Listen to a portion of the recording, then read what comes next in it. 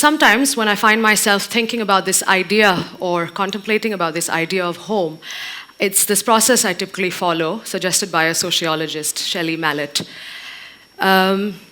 Typically, you're supposed to go back and think about all the homes that you've lived in all throughout your life. This imaginary journey for me takes me back to my childhood home, where I've lived for about 18 years of my life. My family still resides there. It essentially starts with me walking through the front yard into the several rooms of the home. While doing so, I observe the house trees, the floorings of each room. These have changed a few times owing to the age of the house. Then I find myself thinking about the more important family time and events, also comparatively more mundane domestic activities. These events don't follow any chronological time. There's a certain sense of equality that prevails in this imaginary space. Recently, I've seen myself following my path outside the four walls of the house, to the side street, to the neighborhood, to the park across the road. And there I see myself conversing with my childhood friends, walking to school from home, and then meeting my cousins halfway and continuing on. This imaginary space and events I see myself in almost seem like one. Are these happy memories? I'd best describe them as calming and mild. Here, in this imaginary terrain, painful memories do make their presence felt, but for a short period of time. I feel comfortable, secure, I'm at home. Sociologically defining home, it's a place, but it's also a space where the relationships are lived, where there's a sense of belonging and a familiarity that makes you feel secure and comfortable. For me, then, home is defined as a dwelling, as a homeland, but most importantly, it's a constellation of relationships. So I see this as being emotional, tangible, non-tangible, and practical all at the same time. Then we can ask whether these are feelings. Is home a place or places? Is it a space? Or is it just this active state of being and belonging? It, by far, and most importantly, is the most personal experience, which has the most public of consequences. You might question what that means. It simply means that this one fact defines a lot of your history, your socialization, and your reality, in fact. And if somebody asks you to visualize your home or your idea of home, typically takes you back to your childhood home, I'm assuming, and the surroundings. For me, this was in Dehradun, and for my grandparents, this was in Abbottabad in Pakistan. This becomes fairly easy if there's a considerable amount of time that you've spent in this space. Time is a really important factor to understand this idea and this image of home and becoming of home. How do you think this explanation would differ from your perspective and that from your grandparents' perspective? Are they or you looking for stability or instability, perhaps? In this generation where us as a group is looking for city-based promotions, job transfers, and these constant rush of traveling, we find ourselves on this continuum of move or journeying, where being in one position for too long or for too many days makes you stagnant. That's a mighty negative connotation, I feel, to your ambitions and your plans. For me, in all of this, I feel individuals are seeking acceptance, identification, and belonging. This is another reason why I feel like hometown is such a personal and a social feeling all at the same time. Now, what happens if this hometown of yours is located on the other side of the border? Do you get on a bus and take that trip to Lahore from Delhi, which I did in January 2014? Border, by its very reference, means something that is restricted, something that's left behind on the other side. And it's also made distinct by laws and fences alike. Even if far too many of us find a sense of association and belonging on the other side, on this homeland that was left behind, this arguably could be a case of the yearning and the longing not being discussed at all, or those discussions not leaving the space or the four walls of your household. This, in fact, is a much silenced discussion, both privately and publicly, and one that holds quite a lot of relevance in the Indian history, the partition of India of 1947, which also was the biggest displacement of humankind in world history. I tried to understand this by interviewing a lot of partition witnesses, of course, starting with my own family. It is correct to then assume that Dehradun was a recreation of Abbottabad, Hazara. These are two colonial towns. When my family was moving, my grandparents' generation, they almost needed this closure from this homeland that was left behind. This hometown had to be recreated in surrounding and people.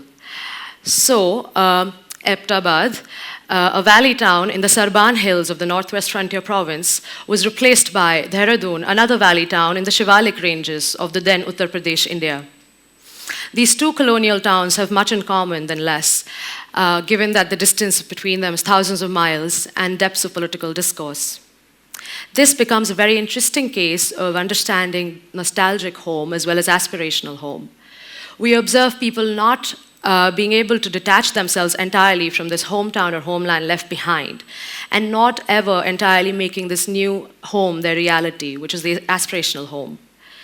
Quite similar to these experiences were experiences of partition witnesses that I interviewed as a historian, and I'd like to read some of these excerpts. Mr. Suraj Prakash Talwar was born in Rawalpindi, Pakistan in 1923. It was almost always that our veranda was bustling with sounds. Most of our neighbors would come and bake flat naan at our clay oven throughout the day. Mr. Talwar distinctly remembers the Baisakhi celebrations in Sehatpur, which was about 8 miles from Rawalpindi city. We had never thought we would not return back to our home, work, and life in Rawalpindi. They had left all the keys with the house help, and production was ongoing.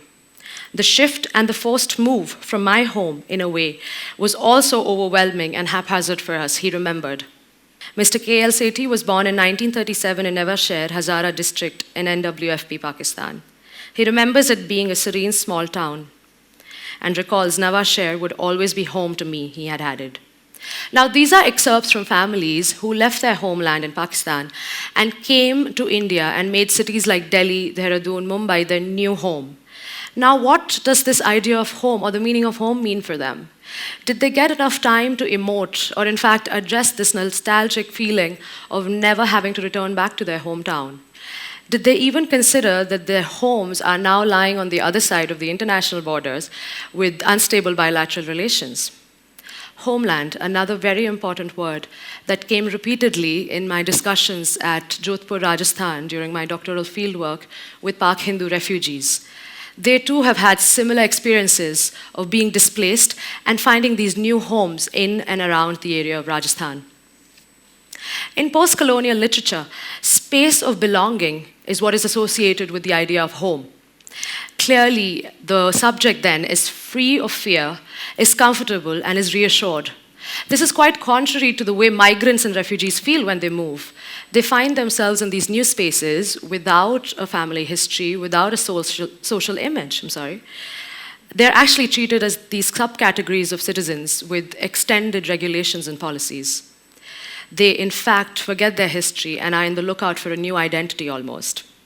This was particularly the case in the border districts of Rajasthan, where these refugees are now living without an Indian citizenship and with homeland, and in essence, a home that they had left behind. They find their social meaning and their sense of identity once they return back. And most importantly, what they mentioned was they find a sense of belonging with the unpartitioned or the undivided India, India without the borderland, the subcontinent that existed before 1947. You have to understand this distinction, where they still feel that the borders don't really exist, owing to their pastoral and agricultural history that they share. So one understands how home can actually be defined as political, emotional, historical, with a lot of political implications to find out at the end. Simply put, then, home is lived through memory, with culture, and a lot of social ramifications. One can actually problematize this question a lot more about this idea of home, since there are varied homes that we live in, where we grow up, where we are born, where our ancestors live, and in fact, where we work as adults. These can exist both exclusively as well as simultaneously. And then, in fact, we have many homes which are quite detached from the physical spaces. But I feel in all of this, sense of belonging becomes this this very, very crucial identity-forming factor for all these people. It then appears to me as a very multi-layered phenomena. And then, finally, Sailesh told me at Kalibedi in Jodhpur, we did not know when the border was created. There were wars in 1965 and 1971. We did not know much, heard about it from all our elders. We belong to this place, India. They always said, why does it matter that we went there? Yes, we went to Pakistan, we had to set up our home there, but all our ancestors are from here. The thing is, partition took place a long time ago. There were no countries before that, only one, and that was our home. I like to understand this, again, with the help of a sociologist, Wardo. He explains this idea of home and homelessness is more like a dynamic and dialectical one, and definitely not a fixed oppositional term, more on a continuum. These are actually complex and shifting identities and experiences that you feel through time, actually. When you lose your home in your home country and then you come to this new host country without finding a social image, you find yourself in this unstable citizenship. And in fact, that leads to a lot of emotional instability, mostly across generations.